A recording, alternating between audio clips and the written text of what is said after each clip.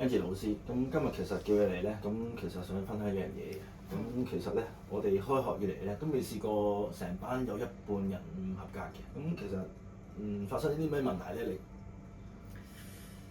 其實我自問就用咗我最大嘅努力去傳授知識俾學生啦。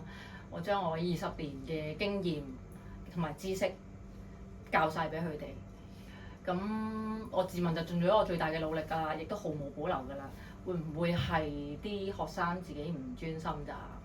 哦，咁但係咧，我哋學校咧咁耐以嚟都未試過有咁嘅情況出現嘅。咁其實你中間會加啲測驗俾佢咧，或者係佢哋嘅程度追唔到你咧？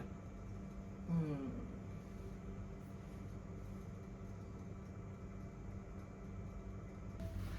Angie 好耐冇見喎，做咩事啊？好大壓力啊！我好唔開心啊！校長頭先召見我啊！我喺美容界咁多年，係好有經驗㗎啦。我將我啲經驗完全冇保留咁樣去教授啲學生，但係我唔知點解佢哋有半班以上唔合格，跟住校長話係我嘅教學出咗問題。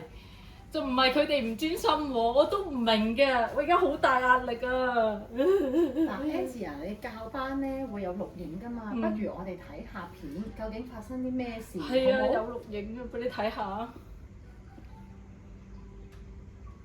各位同學，我哋今日咧就預備咗一啲中英對照嘅筆記啦。因為呢個激光嘅理論咧，其實有好多咧都係外國引入啦。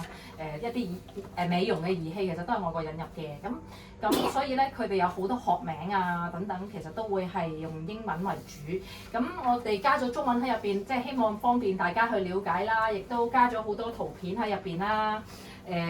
希望大家知道做完一個激光之後嘅成果係點樣啊，同埋一啲機器嘅一啲相片啊，咁大家可以有多啲嘅了解啦，唔好淨係講理論啊，我哋咁樣。好啦，咁今日嘅課堂咧就理論嗰度咧，我哋就講得差唔多啦。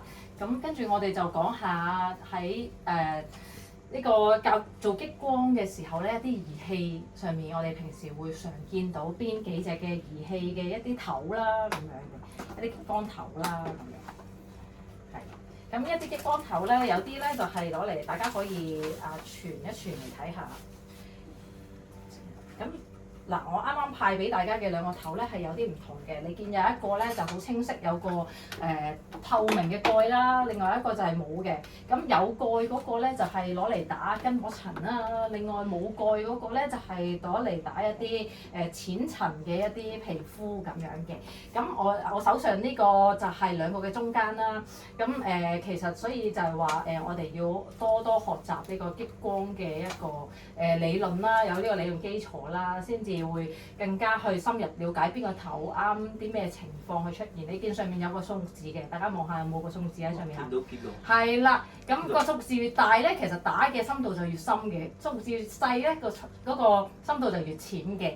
咁樣，咁頭先都講過好多一啲顏色嘅一啲光波嘅一啲理論啦。咁所以我哋根據啲理論去睇翻呢個數字，咁就好容易清晰知道邊一個係啱邊一種情況去用啦。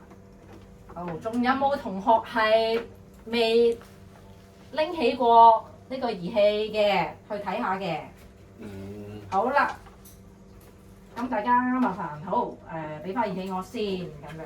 去到課堂嘅最後啦，咁我都希望咧大家咧可以咧掌握到今日所學嘅知識。